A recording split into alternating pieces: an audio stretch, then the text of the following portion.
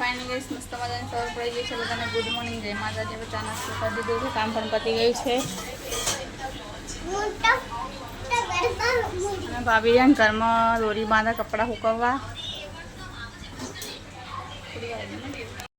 કામ પતી ગયું છે અને આપણે આંકવાની તૈયારી કરી દીધી છે. જો લસણ કોલમી લીધી છે, અહીંયા મરચાંની દાળ બફાઈ છે. આપણો વરસાદ તો જો બંધ થવાનું નામ જ લેતો નહીં. શું ખેતરનો બધું ફરી છે, કોને એવો વરસાદ આવે કોમેન્ટ કરજો. અને ગેસ આપણે દાળ બફાઈ ગઈ છે, મસ્ત મજાની મસાલો તૈયાર કરી દીધો છે ને અહીંયા ભાભીએ ને ભરેલા મરચાં બનાવવા જુઓ. કોઈને ભાવતા તો કોમેન્ટ કરજો, આપણે બનાવી દઈએ એટલે મળીએ. દાળ બની ગઈ છે, રોટલી કરવાનું ચાલુ હોય. અહીંયા મરચાં તળવાના છે, કોઈને ભાવતા તો કોમેન્ટ કરજો.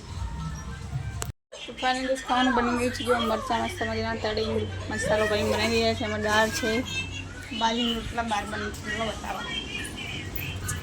બાજરીના રોટલા અહીંયા બની છે, જો ચૂલા ઉપર, દેશી ચૂલા ઉપર. કોઈને ભાવતા તો કોમેન્ટ કરજો. આ વરસાદ તો બંધ થતો નહીં ગાઈસ. જોઈ લો ખેતરના બધું ભરાઈ ગયું. આપણે મગફળી તો પાણી ડૂબી ગયું.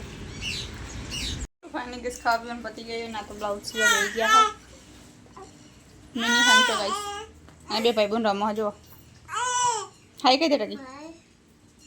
તો ફાઇનલ ગેસ આપણે નાખવા તૈયાર કરી દીધી છે. ડુંગળી ટામેટાનું શાક બનાવવાનું ટાંકી તો ફોન જોવા આપણે લસણ ફોલાઈને મેળવી દીધી છે. રસ્તે બનાવી ત્યારે લોકો મળીએ.